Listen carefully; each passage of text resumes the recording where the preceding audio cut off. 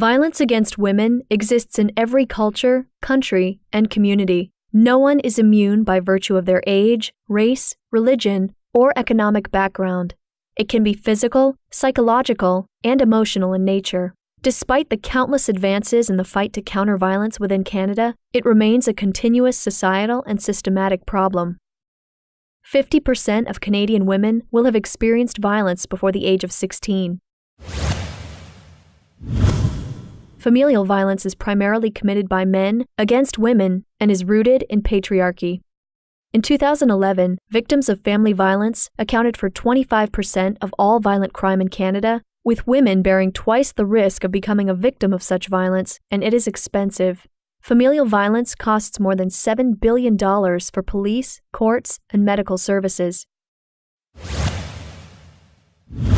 Internationally, each year 2 million women are at risk of undergoing female genital cutting or mutilation, also known as FGC or FGM. It is estimated that 135 million girls and women around the world have undergone FGC or FGM. There are no health benefits to the procedure, and some of the devastating effects include shock, anxiety, hemorrhaging, tetanus, urinary tract infections, and death.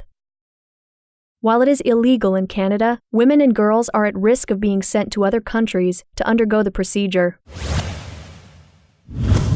Forced marriage is one in which someone other than the people getting married makes the decision about who is to marry whom. There is an estimated 14 million girls worldwide that are married against their will. Research from the South Asian Legal Clinic of Ontario found 219 cases within Ontario in 1 year. Women made up 92% of the cases, and the majority of people forced into marriage were between the ages of 19 and 24.